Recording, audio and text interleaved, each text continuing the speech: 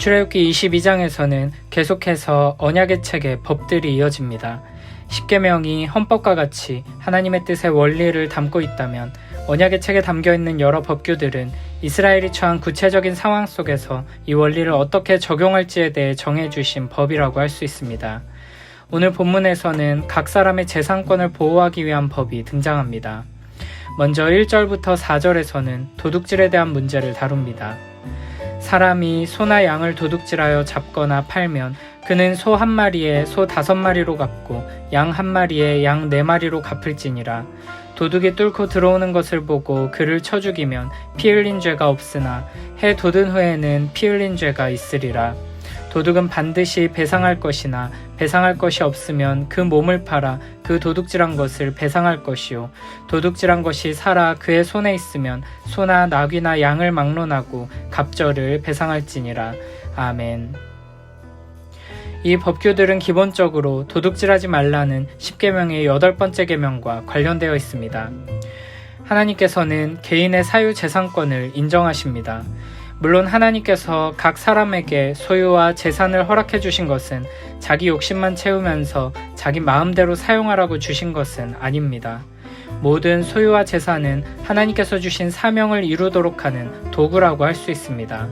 모든 것을 하나님의 뜻대로 하나님의 영광을 위해 하나님을 사랑하고 이웃을 사랑하는 일에 사용해야 하는 것입니다. 그렇기 때문에 각자의 소유와 재산에 대한 모든 권한과 책임은 각각에게 있습니다. 다른 사람들이 함부로 소유와 재산을 불법하게 빼앗거나 손해를 입히는 것은 하나님께서 주신 것을 빼앗는 것이며 하나님을 대적하는 것과 마찬가지가 되는 것입니다. 1절과 4절에서는 소나 양을 도둑질한 경우에 어떻게 배상할지를 가르치십니다. 1절의 경우에는 훔친 소나 양이 이미 죽거나 다른 데로 팔려간 상황이고 4절의 경우에는 훔친 소나 양이 그대로 있는 상황입니다. 기본적으로 도둑질에 대한 배상은 2배로 정해져 있습니다. 그러나 1절과 같은 상황에서는 소는 5배, 양은 4배로 갚아야 한다고 말씀하십니다. 당시 소는 사유재산 중에서 가장 값비싸고 중요한 것이었습니다. 한 집안의 가장 중요한 노동력의 기초이며 생계 수단이었습니다. 그러므로 소는 5배로 갚아야 하고 양도 비슷한 관점으로 4배로 배상하도록 하시는 것입니다. 이렇게 하나님께서는 도둑질을 결코 가벼운 죄로 여기지 않으시며 손해를 끼친 것에 대해 명백하게 보상하게 하시면서 도둑질로 이득을 얻으려고 하다가는 훨씬 더 큰 손해를 입게 된다는 것을 가르쳐 주십니다. 2절과 3절에서는 밤에 도둑이 들었을 때 도둑과 싸우다가 도둑이 죽게 되면 이를 정당방위로 인정받게 됩니다. 그러나 밝은 대낮에 도둑이 들었을 때 도둑을 죽이게 되면 죄를 면할 수 없습니다. 이는 도둑질을 하다가 현장에서 발각된 죄인이라 할지라도 생명을 보호받아야 한다는 의미입니다. 다른 어떤 고대의 법에서는 찾아볼 수 없는 피해자의 인권까지도 존중하는 높은 수준의 법이라고 할 수 있습니다. 이어서 5절, 6절에서는 부주의로 인해 타인의 재산에 피해를 입히는 경우에 대해 말씀하십니다. 사람이 밭에서나 포도원에서 짐승을 먹이다가 자기의 짐승을 놓아 남의 밭에서 먹게 하면 자기 밭에 가장 좋은 것과 자기 포도원에 가장 좋은 것으로 배상할지니라. 불이 나서 가시나무에 댕겨 낫갈이나 거두지 못한 곡식이나 밭을 태우면 불 놓은 자가 반드시 배상할지니라. 아멘. 5절에서는 자기 짐승이 남의 밭을 망가뜨리는 경우 자기 밭에 가장 좋은 것으로 배상하라고 말씀하십니다. 6절에서는 자기 땅에 불을 피우다가 다른 사람의 밭을 태우게 되면 반드시 배상하라고 말씀하십니다. 타인에게 피해를 입혔을 때 실수였다, 나는 모르는 일이다, 어쩔 수 없는 상황이었다라고 그냥 넘어가서는 결코 안 되고 분명하게 책임을 지고 피해를 보상하라는 것입니다. 이어서 7절부터 15절에서는 다른 사람의 소유를 빌리거나 맡아주면서 발생하는 일에 대해 말씀하십니다. 사람이 돈이나 물품을 이웃에게 맡겨 지키게 하였다가 그 이웃집에서 도둑을 맞았는데 그 도둑이 잡히면 갑절을 배상할 것이요 도둑이 잡히지 아니하면 그 집 주인이 재판장 앞에 가서 자기가 그 이웃의 물품에 손댄 여부에 조사를 받을 것이며 어떤 잃은 물건, 즉 소나 나귀나 양이나 의복이나 또는 다른 잃은 물건에 대하여 어떤 사람이 이르기를 이것이 그것이라 하면 양편이 재판장 앞에 나아갈 것이요 재판장이 죄 있다고 하는 자가 그 상대편에게 갑절을 배상할지니라. 사람이 낙이나 소나 양이나 다른 짐승을 이웃에게 맡겨 지키게 하였다가 죽거나 상하거나 끌려가도 본 사람이 없으면 두 사람 사이에 맡은 자가 이웃의 것에 손을 대지 아니하였다고 여호와께 맹세할 것이요 그 임자는 그대로 믿을 것이며 그 사람은 배상하지 아니하려니와 만일 자기에게서 도둑 맞았으면 그 임자에게 배상할 것이며 만일 찢겼으면 그것을 가져다가 증언할 것이요 그 찢긴 것에 대하여 배상하지 아니할지니라. 만일 이웃에게 빌려온 것이 그 임자가 함께 있지 아니할 때에 상하거나 죽으면 반드시 배상하려니와 그 임자가 그것과 함께 있었으면 배상하지 아니할지니라. 만일 새낸 것이면 새로 족하니라. 아멘. 만약 이웃에게 자기 물건을 맡겼는데 그 집에 도둑이 들어서 물건을 잃어버리게 되는 경우 도둑을 잡게 되었다면 도둑질에 대해 일반적인 배상 기준에 따라 그 도둑이 2배를 배상하면 됩니다. 그러나 도둑이 잡히지 않는다면 집주인은 재판장 앞에 가서 자기가 그 물건을 도둑질한 것이 아님을 조사받아야 합니다. 물건을 맡긴 사람과 물건을 맡았다가 도둑 맞은 사람 사이의 관계가 깨어지지 않도록 보호하는 절차라고 할 수 있습니다. 9절에서는 조금 더 복잡한 상황이 등장합니다. 분명 내가 맡긴 물건을 도둑 맞았다고 했는데 그 집에서 자기 물건이 발견된 것입니다. 이런 경우에는 두 사람이 모두 재판장에게로 가서 판결을 받아야 합니다. 만약 그 물건이 주인의 말대로 그 집에 있는 것이 확인되면 상대방은 도둑질을 한 것이므로 2배로 배상을 해야 합니다. 신뢰를 깨트리고 관계를 악용한 나쁜 도둑질이지만 일반적인 도둑질에 대한 배상을 명령하심으로써 손해를 입은 것 이상으로 복수하지 못하게 하시는 것입니다. 10절부터 13절에서는 낙이나 소나 양 같은 짐승을 이웃에게 맡겼는데 그것이 죽거나 상하거나 다른 짐승에게 물려가는 일이 발생하면 아무도 본 사람이 없을 경우에는 짐승을 맡았던 사람의 증언이 필요합니다. 만일 그가 훔친 것이 아니라고 증언하면 짐승을 맡겼던 사람은 이 증언을 믿어야 하고 맡았던 사람은 책임을 면하게 됩니다. 이렇게 하시는 이유도 결국에는 신뢰의 관계를 잃지 않도록 하려는 보호장치라고 할 수 있습니다. 누구에게나 일어날 수 있는 사고를 당했는데 그에 대한 배상까지 하게 된다면 그 누구도 다시는 다른 사람의 짐승을 맡아주려고 하지 않을 것이기 때문입니다.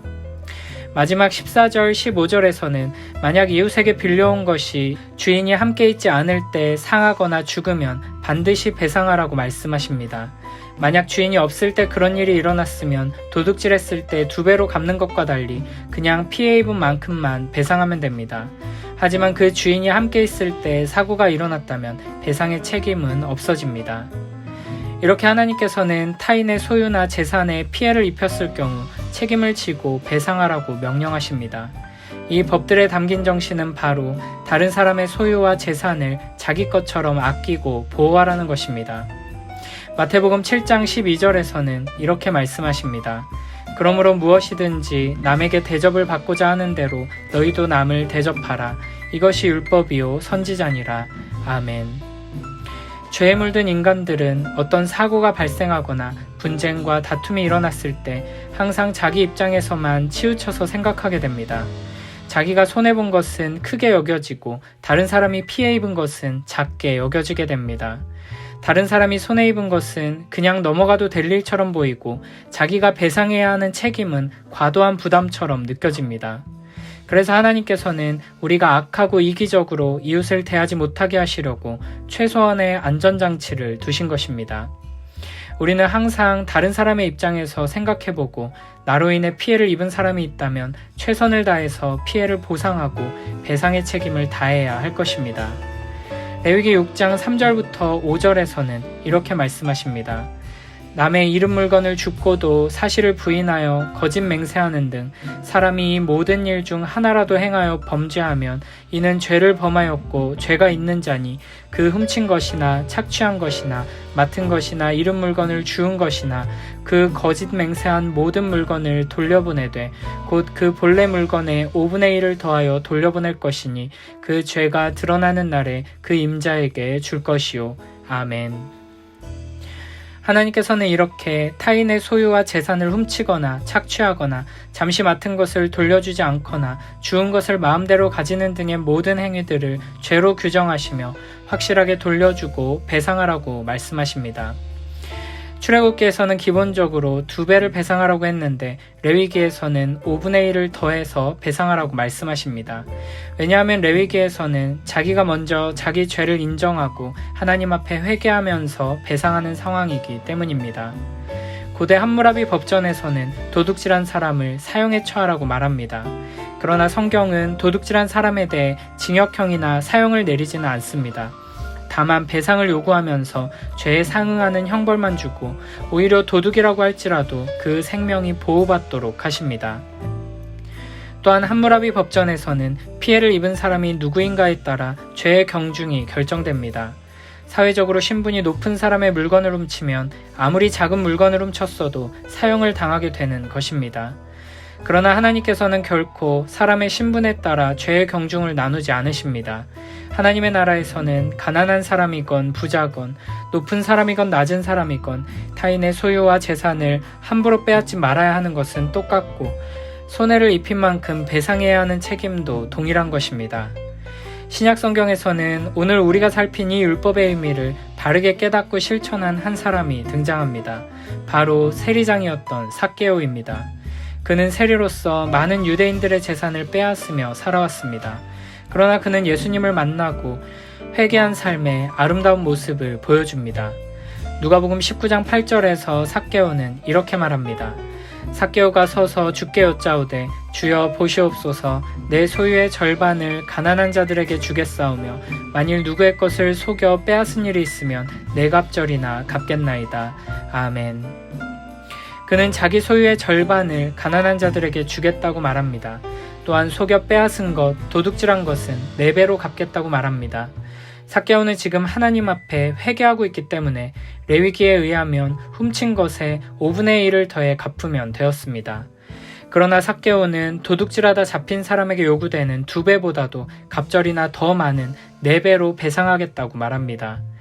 참으로 예수님을 만나 구원의 은혜를 경험한 사람은 이렇게 하나님의 율법의 요구를 기꺼이 순종할 뿐 아니라 그 기준보다도 넘치게 순종합니다. 하나님께서는 율법을 통해 우리에게 최소한의 울타리를 제공해 주셨습니다. 그렇기 때문에 하나님을 사랑하는 사람은 이 율법의 울타리를 넘어가지 않기 위해 전전긍긍하며 살아가지 않습니다.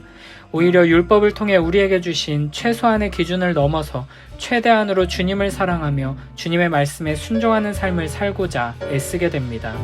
이것이 바로 복음의 능력입니다.